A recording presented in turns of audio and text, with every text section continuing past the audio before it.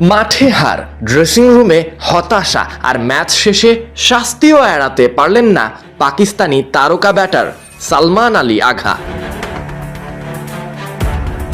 স্পষ্ট হতাশা, দুঃসময়ও যেন পিছু ছাড়ছে না।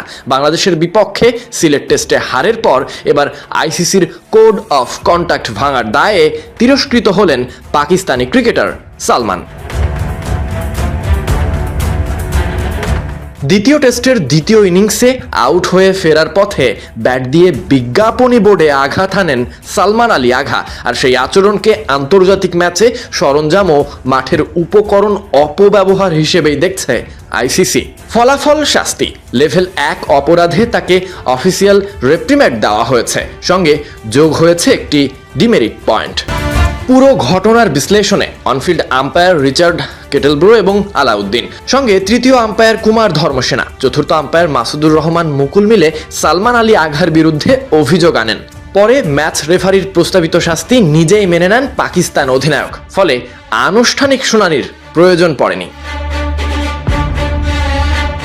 এটাই অবশ্য প্রথম নয়, এর আগেও চলতি বছর ঢাকায় বাংলাদেশের বিপক্ষেই ওয়ানডেতে একই ধরনের আচরণ করে শাস্তি পেয়েছিলেন সালমান আলী আঘা। সব মিলিয়ে এখন তার ডিমেরিট পয়েন্ট দাঁড়িয়েছে 2-এ। বাংলাদেশের বিপক্ষে টেস্ট সিরিজে যেন একের পর এক হতাশার গল্প লিখতে হলো পাকিস্তানকে। মাঠের পারফরম্যান্সে ছিল না দৃঢ়তা, ব্যাটিং বোলিং দুই বিভাগেই ছড়িয়েছে অস্থিরতা, আর ম্যাচের চাপের ছাপ দেখা গেছে খেলোয়াড়দের আচরণেও। সিলেট টেস্টে হারের পর পাকিস্তান শিবিরে হতাশা ছিল চোখে পড়ার মতো, তার মাঝেই আইসিসির শাস্তিও জুটে গেল। হতাশ সালমান আলী আঘা। সব মিলিয়ে এবারের বাংলাদেশ সফরটা পাকিস্তান দলের খেলোয়াড়দের জন্য ভুলে যাওয়ার মতোই এক অধ্যায়। চ্যালেঞ্জ দিয়েও টাইগারদের হারাতে পারলো না সালমান আলী আগারা। আগের দিন বলেছিলেন 260-70-এর মধ্যে টার্গেট থাকলে ম্যাচ জিতবে তারা, তবে সেই চ্যালেঞ্জ দিয়ে নিজেরা এবার পড়লো বিপাকে। বাংলাদেশের দেয়া 268 রানের টার্গেটে ম্যাচ হারতে হলো পাকিস্তানকে।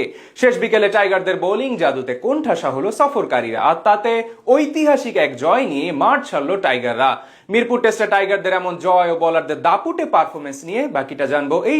ইতিহাস গড়ে পাকিস্তানকে বাংলা ওয়াশ করলো টাইগাররা। প্রথমে ঢাকা, এরপর সিলেটেও হারিয়ে দিয়েছে শান্ত, লিটন, মুশি, নাহিদরা। প্রথম ইনিংসে লিটনের সেঞ্চুরি, দ্বিতীয় ইনিংসে মুশির শতক। সব ইনিংসে বোলারদের বাজিমাত। নাহিদের পেস আর তাইজুলের স্পিনে পাকিস্তান দল উভয় ইনিংসেই কাত। পাকিস্তানে গিয়ে তাদের ওয়াশ করে এসে এবার দেশে এনেও ধবল ধোলাই করা ম্যাচ নিয়ে আরো